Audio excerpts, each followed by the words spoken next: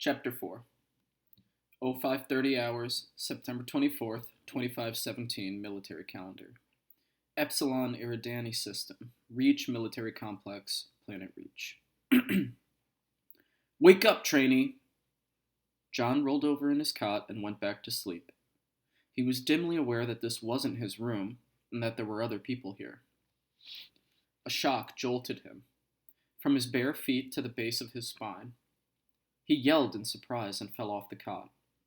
He shook off the disorientation from being nearly asleep and got up. "I said up, Boot! You know which way up is?" A man in a camouflage uniform stood over him. His hair was shorn and gray at his temples. His dark eyes didn't look human. Too big and black, and they didn't blink. He held a silver baton in one hand. He flicked it toward John, and it sparked. John backed away. He wasn't afraid of anything. Only little kids were afraid. But his body instinctively moved as far away from the instrument as possible. Dozens of other men roused the rest of the children. 74 boys and girls screamed and jumped out of their cots. "I am Chief Petty Officer Mendez," the uniformed man next to John shouted. "The rest of these men are your instructors. You will do exactly as we tell you at all times." Mendez pointed to the far end of the cinderblock barracks. "Showers are aft. You will all wash and then return here to dress." He opened a trunk at the foot of John's cot and pulled out a matching set of gray sweats. John leaned closer and saw his name stenciled on the chest. John 117. "No slacking, on the double!" Mendez tapped John between his shoulder blades with the baton. Lightning surged across John's chest. He sprawled on the cot and gasped for breath. "I mean it! Go, go, go!" John moved. He couldn't inhale, but he ran anyway, clutching his chest. He managed a ragged breath by the time he got to the showers. The other kids looked scared and disoriented. They all stripped off their nightshirts and stepped onto the conveyor, washed themselves in lukewarm, soapy water, then rinsed in an icy cold spray. He ran back to his bunk, got into underwear, thick socks, pulled on the sweats and a pair of combat boots that fit his feet perfectly. "Outside, trainees," Mendez announced. "Triple time! March!" John and the others stampeded out of the barracks and onto a strip of grass. The sun hadn't risen yet, and the edge of the sky was indigo. The grass was wet with dew. There were dozens of rows of barracks, but no one else was up and outside. A pair of jets roared overhead and arced up into the sky. Far away, John heard a metallic crackle. Chief Petty Officer Mendez barked, "You will make 5 equal-length rows, 15 trainees in each." He waited a few seconds as they milled about. "Straighten those rows. You know how to count to 15, trainee? Take 3 steps back." John stepped into the second row. As he breathed the cold air, he began to wake up. He started to remember. They had taken him in the middle of the night. They injected him with something, and he slept for a long time. Then the woman who had given him the coin told him he couldn't go back, that he wouldn't see his mother or father. "Jumping jacks!" Mendez shouted. "Count off to 100. Ready? Go!" The officer started the exercise, and John followed his lead. One boy refused, for a split second. An instructor was on him instantly. The baton whipped into the boy's stomach. The kid doubled over. "Get with the program, Boot!" the trainer snarled. The boy uncurled and started jumping. John had never done so many jumping jacks in his life. His arms and stomach and legs burned. Sweat trickled down his back. 98, 99, 100. Mendez paused. He drew in a deep breath. "Sit-ups!" He dropped onto the grass. "Count off to 100, no slacking." John threw himself on the ground. "The first crewman who quits," Mendez said, "gets to run around the compound twice, and then comes back here and does 200 sit-ups. Ready? Count off. 1, 2, 3. Deep squats followed, then knee bends. John threw up, But that didn't buy him any respite. A trainer descended on him after a few seconds. John rolled back over and continued. Leg lifts! Mendez continued like he was a machine, as if they all were machines. John couldn't go on, but he knew he'd get the baton again if he stopped. He tried. He had to move. His legs trembled and only sluggishly responded. Rest! Mendez finally called. Trainers, get the water. The trainers wheeled out carts laden with water bottles. John grabbed one and gulped down the liquid. It was warm and slightly salty. He didn't care. It was the best water he had ever had. He flopped on his back in the grass and panted. The sun was up now. It was warm. He rolled to his knees and let the sweat drip off him like a heavy rain. He slowly got up and glanced at the other children. They crouched on the ground, holding their sides, and no one talked. Their clothes were soaked through with perspiration. John didn't recognize anyone from his school here. So he was alone with strangers. He wondered where his mother was and what... A good start, trainees, Mendez told them. Now we run. On your feet. The trainers brandished their batons and herded the trainees along. They jogged down a gravel path through the compound, past more Cinderblock's barracks. The run seemed to go on forever. They ran alongside a river, over a bridge, then by the edge of a runway where jets took off straight into the air. Once past the runway, Mendez led them on a zigzagging path of stone. John wanted to think about what had happened, how he got here, and what was going to happen next. But he couldn't think straight. All he could feel was the blood pounding through him, the ache in his muscles, and hunger.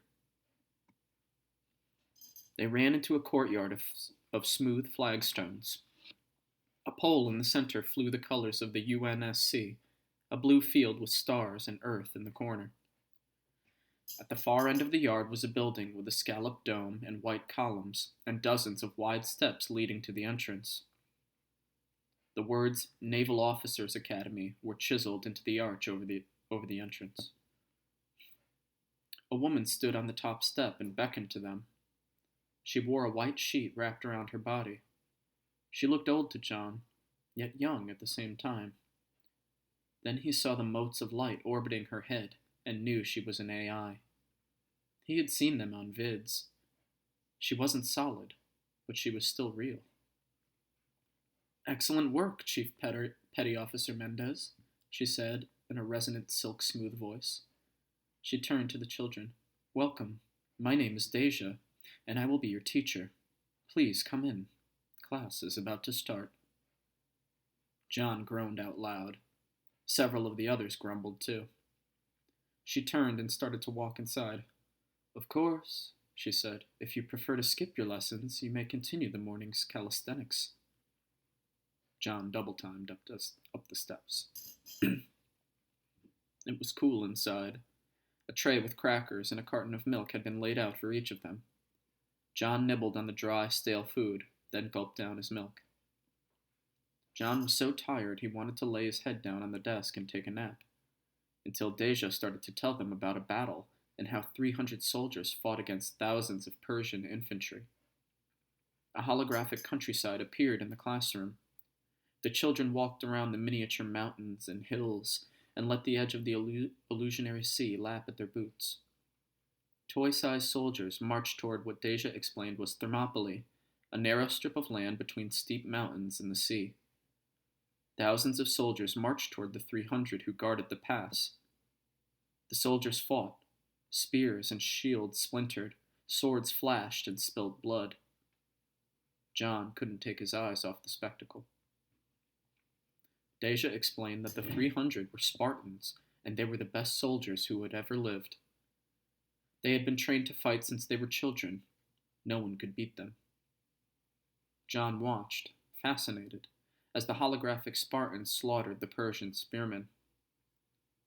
He had eaten his crackers, but he was still hungry, so he took the girls next to him when she wasn't looking, and munched them down as the battle raged on.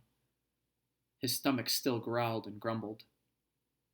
When was lunch? Or was it dinner time already?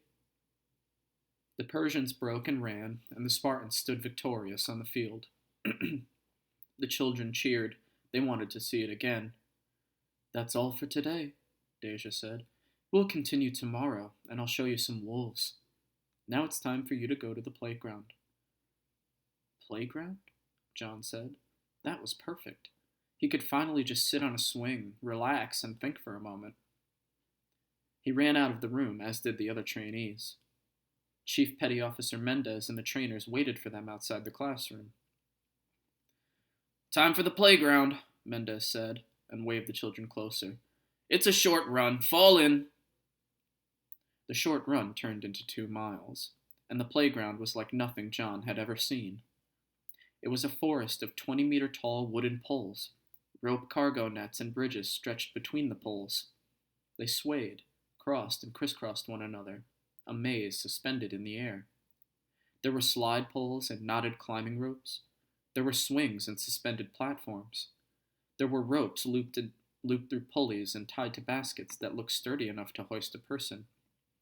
Trainees, Mendez said, form 3 lines.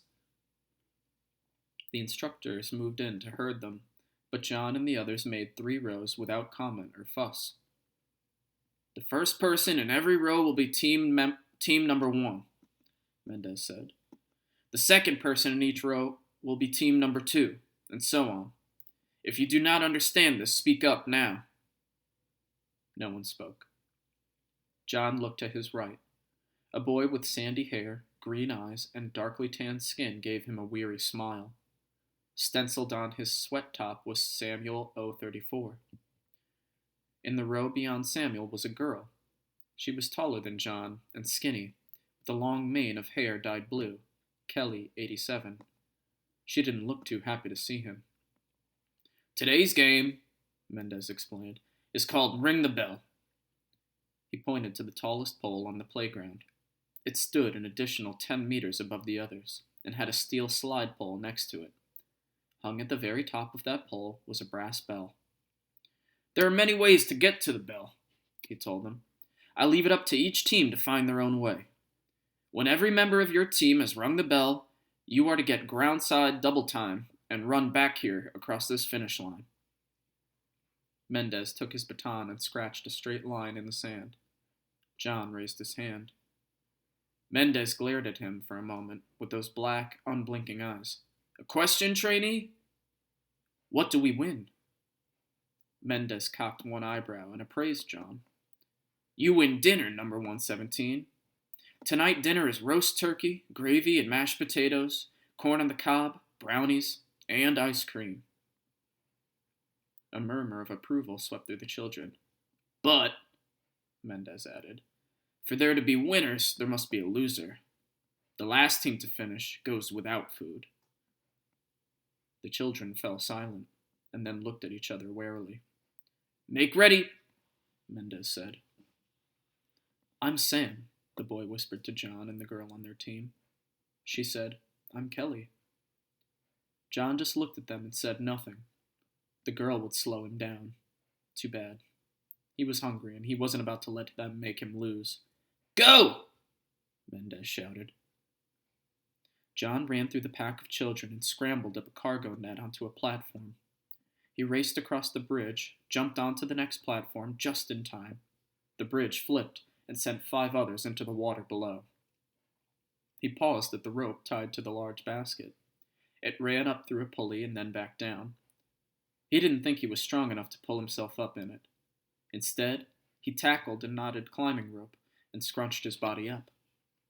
The rope swung wildly around the center pole. John looked down and almost lost his grip. It looked twice as far down as it had looked from the ground. He saw all the others, some climbing, others floundering in the water, getting up and starting over. No one was as close to the bell as he was. He swallowed his fear and kept climbing up. He thought of the ice cream and chocolate brownies and how he was going to win. John got to the top, grabbed the bell, and rang it 3 times. Then he clasped the steel pole and slid all the way to the ground, falling into a pile of cushions. He got up and ran smiling all the way to the chief petty officer. John crossed the finish line and gave a victory cry. "I was the first," he said, panting. Mendez nodded and made a check on his clipboard. John watched as the others made it up, rang the bell, then raced across the finish line. Kelly and Sam had trouble. They got stuck in a line to get to the bell, as everyone bunched up at the end. They finally rang the bell, slid down together, but they crossed the finish line last. They glared at John. He shrugged. "Good work, tradies," Mendez said, and he beamed at them all. "Let's get back to the barracks and chow down." The children, covered in mud and leaning on each other, cheered. "All except Team 3, Mendez said, and looked at Sam, Kelly, and then John. "But I won," John protested. "I was the first." "Yes, you were the first," Mendez explained, "but your team came in last."